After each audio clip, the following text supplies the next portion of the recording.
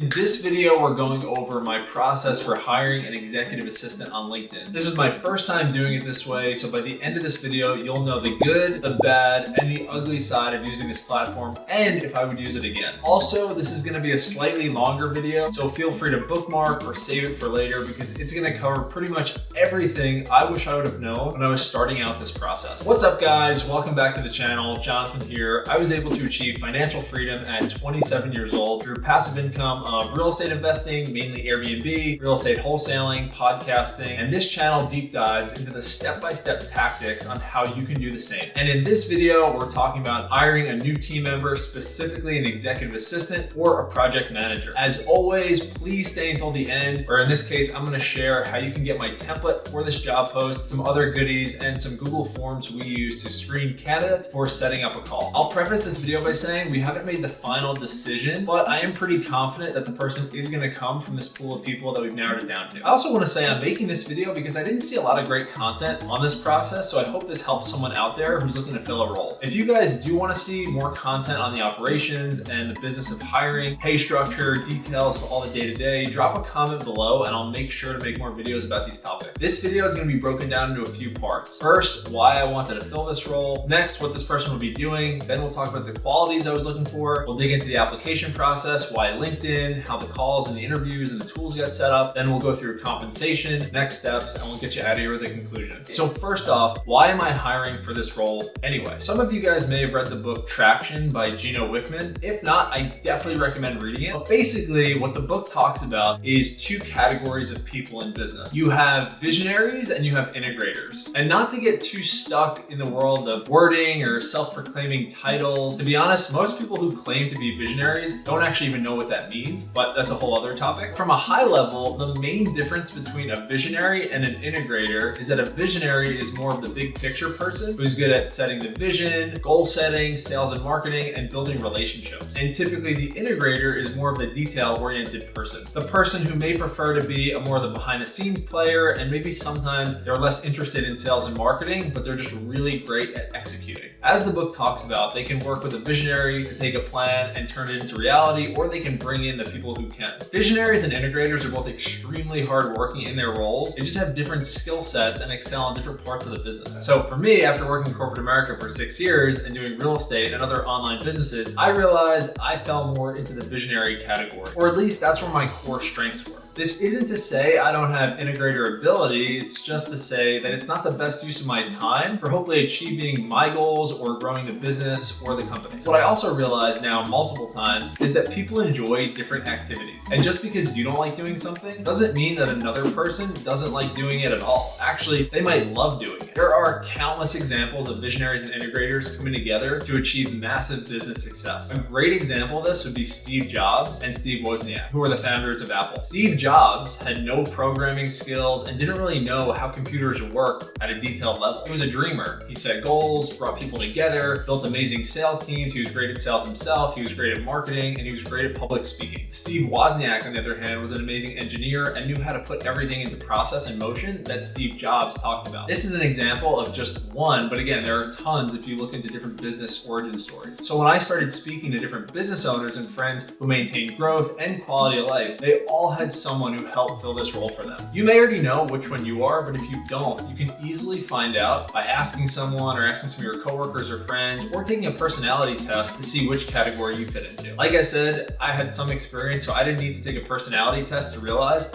I wasn't a detail-oriented person, and I was getting more and more disorganized as things were growing, but I was really good at sales, marketing, goal setting, and designing process. Okay, so let's get to what this person will actually be doing and what qualities I was looking for in this person. But I'll mention some of the main qualities from the job description here, and we'll be covering more of them in depth. Since this person was going to be representing me a lot of times, the first thing this person needed to have was a friendly personality and a great attitude. As much as we use technology and computers, we're still in a people business, meaning this person was going to be representing me a lot of times, and making a warm, professional impression with people is really important. I also wanted this person to be a real self-starter and extremely detail-oriented.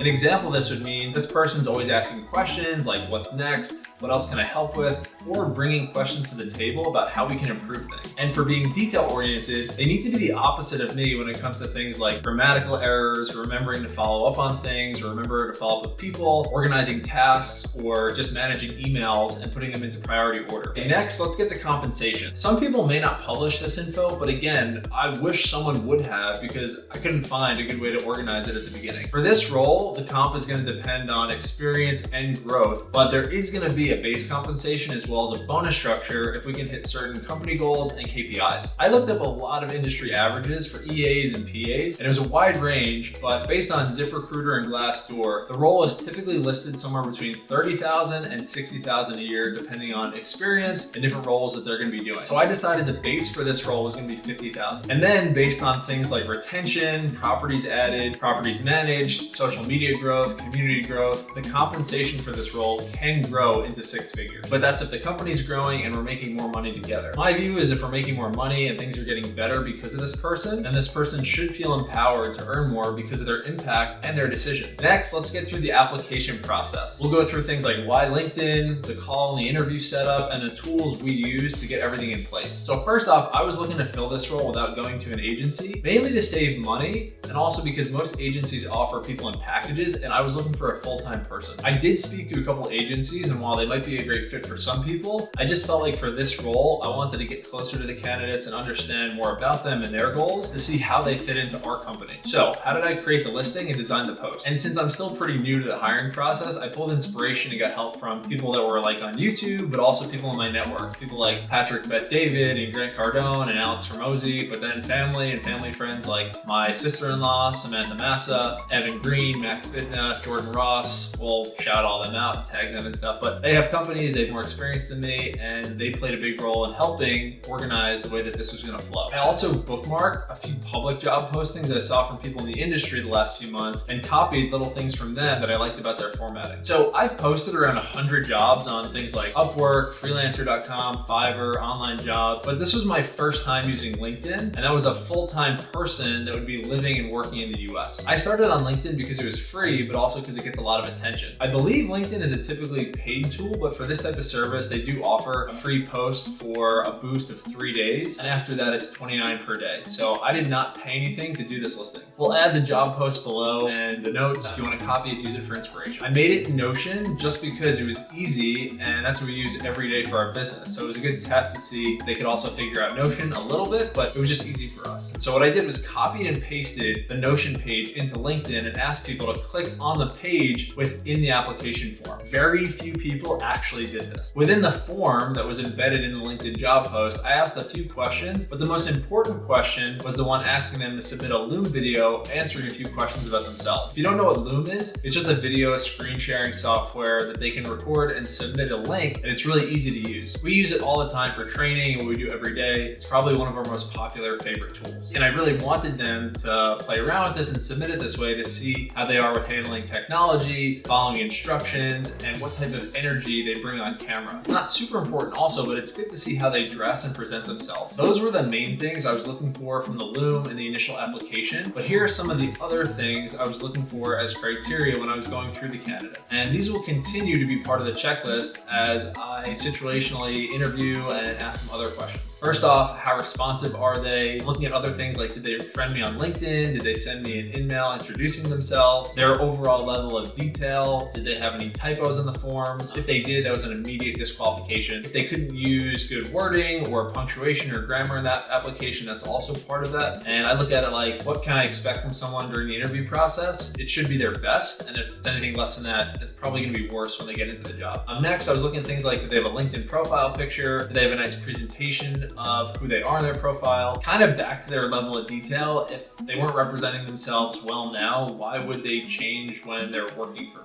I was also curious about what they do currently. It wasn't necessary that they were an EA before, but it would be helpful. Being that I've never trained or had a full-time EA before, I do feel like there are some things that could be brought to the table based on experience. So that's overall what I was looking for. Let's break down the numbers and the funnel that came through LinkedIn. So here are some of the metrics: 789 views of the job post, 355 applications, applications, 36 people filled out the Google app embedded in the application, 28 filled it out correctly, 10 followed the instructions in the Loom and impressed me with their responses enough to receive a follow-up Calendly link for the interview this week. Okay, what are the next steps and some takeaways from the process? My first takeaway is that there are really some amazing people out there. I know it's difficult to find people and no one's hired yet, but the 10 that made it to the step of getting an interview are extremely qualified. Also, it made me realize LinkedIn is a great free platform to find people, and I don't know any other platform to get 789 views and 355 applications for free. It's amazing how many people click the button and never check their inbox or email again after that. I had a VA send a LinkedIn message to every single person who applied, and maybe only 5% actually replied to that message. For the people who did not move on to the call stage, here were the top things that stood out on to why they didn't move on to that stage. First, didn't follow instructions on the form or the Loom video. After that, it was for anyone in their Loom video that talked too much about their own personal or financial freedom goals, or starting a side hustle instead of being excited to grow within a company or on our team. Other things were not being professional for the call, using filler words, not bringing enough energy. These were the top traits I felt like this role could have used, and if they didn't represent them there, it just wasn't going to be a fit. So once the 36 people filled out the Google Forms, I went and narrowed the list to about 10 or 12 people. From there, I sent out a Calendly link to those 10 or 12 people to set up an interview call. I've talked about it before, but I love Calendly because you can do so many different things with it. And in this case, I just blocked off an hour and a half each day of the following week so people had time to book calls. What I did next was watch those videos and interview the people to get a better feel for their personality, but also how they would fit into the role. I'll drop a link below on a video that I got some good interview questions from, but again, it was pretty casual and I was just gonna feel them out and see how they handled situational questions. So the interviews were actually pretty straightforward. I was getting to know the people and again, just asking them those situational questions to gauge their attitude, their experience, and how they thought about different things in different scenarios. And most of you probably know this, but the ones who did ask questions at the end, like what our company goals were or what we were excited about or other things, definitely stood out in the process. At the end of the week, I reviewed all my notes for each person and started to narrow the list a little bit more to see who would be getting the last Google form with a mini or test project as the last step. Also, at this point, it's worth noting again that everyone on this list was impressive and in their own right could have done the role and probably could have done a great job with the role, but I was really trying to fit for things like culture, past experience, or things I felt we needed to help our company grow the most. So at that point, I ranked everyone 1 through 8 and sent out a final test project. And this is what it looked like. The reason I do these projects is to see who's a good interviewer and who's actually a good executor. I know some people might think it's a little extreme to ask candidates to do these test projects, but if you're about to invest a lot of money and time into someone, you want to know how they're going to act as an operator before you have to let everyone else know on that list that they didn't get the job. So this is when the list got a lot smaller because some people chose to remove themselves from the process or made some really glaring errors in their project submission. Some of the errors were like calling me the wrong name or typos or appearing really uncomfortable on camera or not having their camera on at all, which was mentioned as part of the job post. At the end of the mini project submission, the choice was a lot more clear, which is why I really do recommend you always ask for mini projects or work to be submitted before hiring. Ultimately, there is a clear winner, someone that I think seriously killed the project, but we won't reveal that right now. She'll be the person we go with most likely, but we'll probably have another video about that. The conclusion and little extra things that stood out, and that's it, guys. First, people who reached out to follow up or send a thank you note really stood out. Second, since the people were coming through LinkedIn, I might get in trouble for saying this, but anyone that didn't have a good headshot picture or didn't professionally present themselves was immediately ruled out. I looked at that like if they can't present themselves well for the interview, probably wouldn't get any better after the job started. Third, people who studied my brand and the company's online profile stood out immediately. I know it's not easy to do when you're applying for lots of jobs, but it was clear who took this step and what they mentioned in the interview or leading up to it really stood out, and I knew that they were invested into the job. Number 4, there were other little things that immediately ruled people out that I touched on earlier. If someone had a side hustle or their goal was to start a business or a personal brand or entrepreneurial goals and to be financially free, that really wasn't something we were looking for. And yes, I know that might sound a little funny or ironic since my first goal was financial freedom and I talk about it a lot. And yes, if someone on the team wants to learn more about finance and money management and maybe get an investment property, that would be great, no problem at all. But I really was looking for someone who was excited excited to be on a team and to grow with us and thrive in that setting instead of breaking off to start their own business in 3 or 6 months. And specifically, I know this because I had a person on the team recently who came in as a mentee, learned a lot of the process, was a good employee, but ultimately left to just start their own thing competing with us. Lastly, since the final batches of people were really qualified for the role and ultimately just weren't an exact fit for what we're doing, I'm going to be trying to get them linked up with friends or other people who are looking for this type of role. So if you know anyone or you're looking, drop a comment below or check my socials in the next couple weeks where we're going to announce the list and the ways to get in touch with those candidates. Now that's it. One, if I missed anything, drop it as a question below and I'll make sure to answer it. I mean it when I say I did not find a lot of good content on this topic, and I'll continue to document more of our back-end stuff and try to help people who are stuck getting started on their small business. To that point, let me know if you want to see more content about these topics. If so, drop a specific topic or which thing you'd like to see more about, and I'll script and film more videos. Lastly, you already know if you got value from the video, please be sure to like and subscribe. We're going to be getting back to posting 2 talking head videos a week on this channel, answering all questions you guys have, and we want to make sure that we can be there for you as a resource. Last thing, if you guys made it to this point, I want you guys to have access to the tools we talked about in this video and helped us in this process. Just shoot me a DM on Instagram with the words EA video and we'll send them straight to you in a packaged up link.